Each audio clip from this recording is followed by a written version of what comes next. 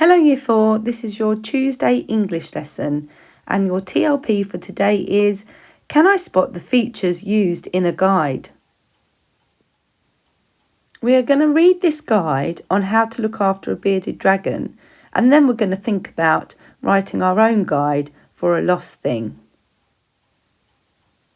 I want to take you back to this part of the story for a moment where Sean sees this advert and thinks maybe this might be a nice place to take the lost thing.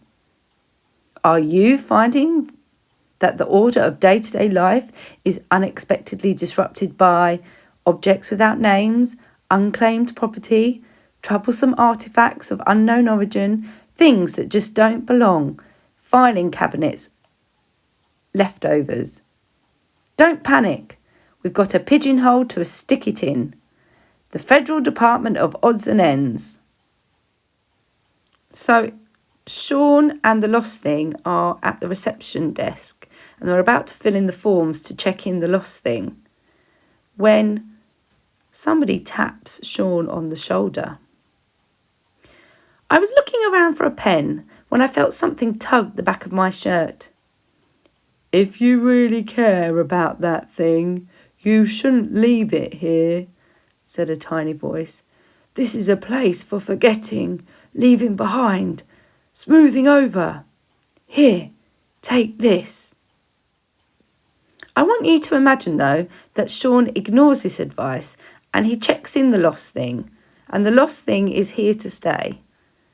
We are going to have a go at writing a guide for the keeper of lost things so he knows how to look after the lost thing. So here we have a bearded dragon. Let's read this guide so we know how to look after the bearded dragon. A guide on how to look after a bearded dragon. Typical appearance. The bearded dragon is tan to yellow in colour. It is called bearded because of its ability to flare out the skin in the throat region when it is threatened or territorial. Its body has a flattened appearance which becomes even more pronounced if the dragon is alarmed. This robust-looking lizard can grow up to around 45 centimetres, including their long tail. Purpose. In the wild, a bearded dragon's purpose is to catch insects such as Dubai roaches, Goliath worms, crickets, phoenix worms and locusts to feed on. This helps them to survive, but also controls the insect population. In captivity, the purpose of a bearded dragon is to be a friendly, curious and entertaining pet. Diet. Bearded dragons eat a diet of live invertebrates, insects and vegetables. The vegetable part of the diet should be made up of 90% leafy greens and 10% fruits and vegetables. Feed your beardie 2 to 3 meals a week.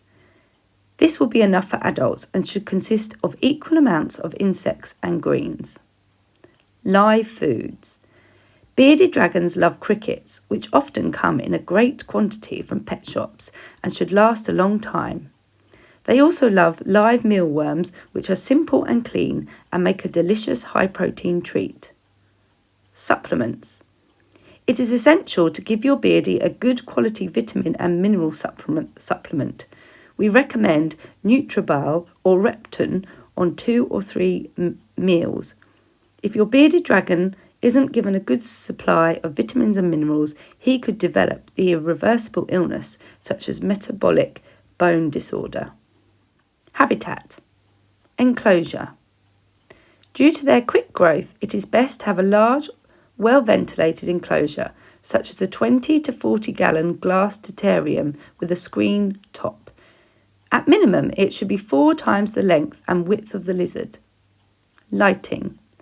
A full-spectrum ultraviolet light source, such as Reptisun, is required for about 12 to 14 hours each day during spring and summer, and 8 hours in the autumn and winter. White lights should not be used at night as bearded dragons need darkness for proper sleep. Humidity. Keep the humidity level between 20 and 40%. A hygrometer, humidity gauge, will help you to monitor humidity. Temperature. During the day, the temperature should be maintained between 24 and 29 degrees Celsius. At night, keep around 21 and 24 Celsius. Levels can be monitored by thermometers placed at both the cool and hot ends of the enclosure. Cage furniture. Bearded dragons are ground dwellers but will climb rocks and low branches. Provide branches to climb, rocks to bask upon, and shelter to hide in. Ideally, a rock should be placed under the heat lamp and a similar item in the cool area as well. Hardy plants like sansevieria, aloe, palms, and syads may be used. How to care for them, keep them happy. Happy home.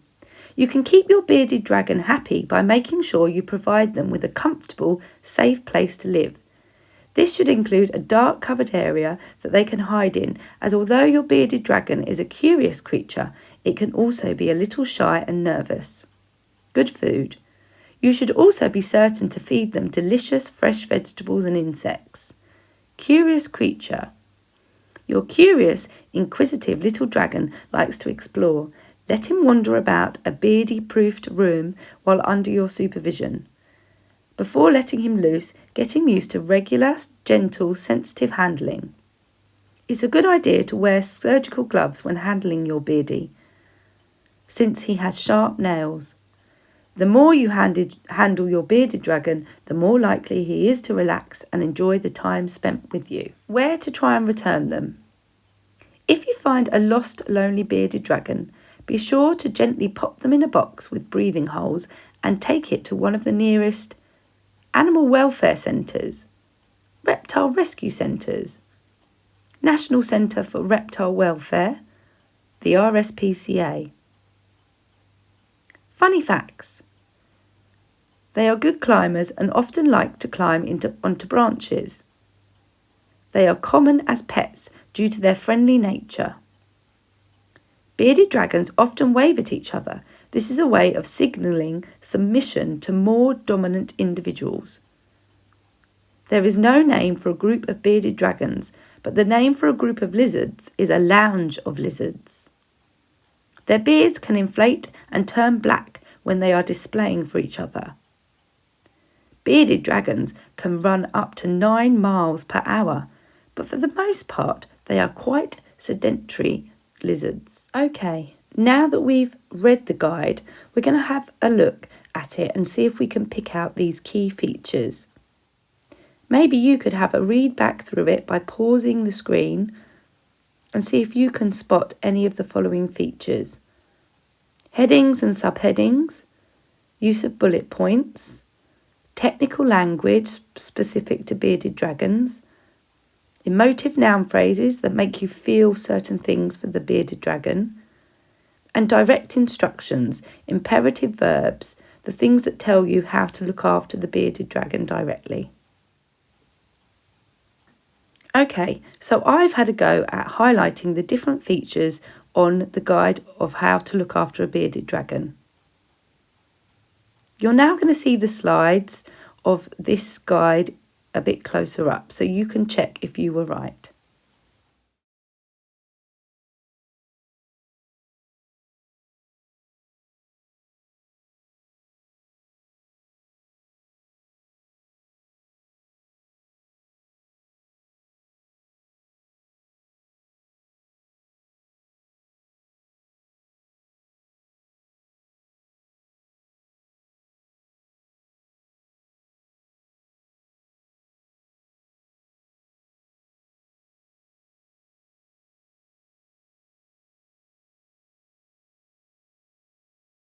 Okay, so now we're going to have a go at producing a boxed up plan for this piece of writing. Our text and audience are a guide on how to look after a lost thing, and the audience is it's for the keeper of lost things, so that they know how to look after the lost thing. We want the reader to feel informed about the lost thing, empathy and understanding of the lost thing, confident to look after the lost thing, and an idea of what to do next. To feel informed about the lost thing, we can use headings and subheadings to organise our text. Examples of these are typical appearance, purpose, diet, habitat, how to care for them and keep them happy, where to try and return them, and funny facts. Also to inform, we can use a range of sentence openers to interest the reader. Examples of these are one thing that is important to know, did you know, this lost thing, a rare fact is, this lost thing, sometimes, always, often. To inform, we can also use bullet points to organise our information into lists. And I think you all know what a bullet point looks like. In order for the keeper of the lost things to feel confident to look after the lost thing, we need to use some imperative verbs, some direct instructions. Examples of these are feed, give, keep, provide, ensure, let, wear, take, exercise. We also need to include some emotive noun phrases so that our keeper of the lost thing knows how they should feel about the lost thing. Examples of these are gentle, regular handling, friendly, curious and entertaining pet, sad, lonely, lost thing. Technical language specific to that lost thing will also inform our reader. Examples of these are captivity, territorial, invertebrates, vitamin and mineral supplement, thermometer. Hopefully now you can see how we're going to organise our own guide, and we'll get working on planning this tomorrow. See you later, Year 4.